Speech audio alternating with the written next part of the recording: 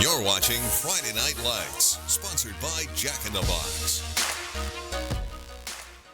Welcome back, everybody. FNL's Brandon Mejia rejoins us from Ricky Gwynn Stadium. Brando, as you give us your final thoughts to tonight's game with the Rocks winning it and going on to the quarterfinals, what area is this Rocks team looking to strengthen the most as they move on in the playoffs? You know, Rob, I asked myself that same question because as I watched them tonight, it seemed like they were working on all cylinders. The offense was running the ball consistently and getting those first downs, getting those small yardage that led to the touchdowns. And not only that, but when they threw the ball, they were able to bring it in, keep control, and gain more yards when they were being taken down. Now, we talk about the defense as well, Rob. This defense continues to show up. We're talking 3 interceptions from one player alone tonight, a fumble recovery as well, and the decision for the special teams to use an onside kick coming out of the second quarter and start the second half like that.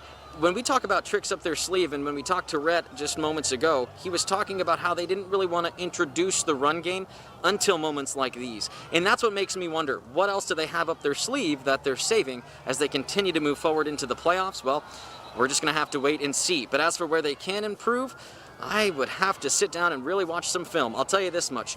From what I did see, a lot of penalties when it comes to false starts, delay of games. Those little things can hurt you. Maybe that could be something they focus on as they move forward into their next playoff game next week. Rob?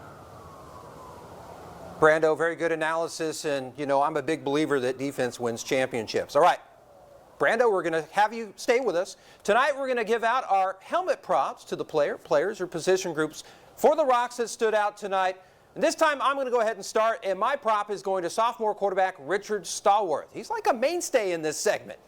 He showed incredible poise as a sophomore, tossing the rock around for close to 350 yards and 3 touchdown passes, also getting a touchdown run on top of that. His play will be key to the Rocks' possible state title run.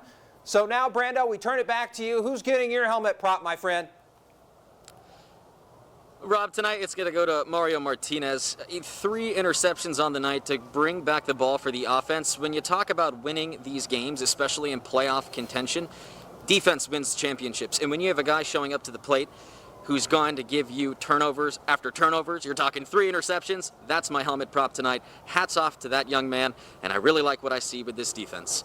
Moving forward, though, there's still more football to play. They play next week against Thatcher at Ricky Gwynn Stadium right here. So, of course, they're focused on that now. 1 game at a time is what Rhett Stallworth, said, and that's what they're going to do. We'll be back here for them against Thatcher next Friday. Yeah, Brando, we're certainly looking forward to that. I know Stallworth has got a lot of tricks under his belt for sure to kind of get out there on the field and see what happens with all that. All right, now we end tonight's program with our latest Jack in the Box play of the week. Of course, this one comes from tonight's playoff game as Richard Stallworth throws the only touchdown pass in the first half to wide receiver Austin Priest for a 35-yard connection. And this is just one of those things that he has just been accurate on quite often this season. Look at that pretty ball right there. And, of course, on the other side of the rainbow there is Priest. Brando, this is just one of those things that we're just used to seeing this season. One of their many weapons, and it's nice to see them change it up. But you can't forget that when Richard Stallworth has the ball, he can throw it far, and throw it accurate. All right, Brando, thank you very much, folks, for joining us.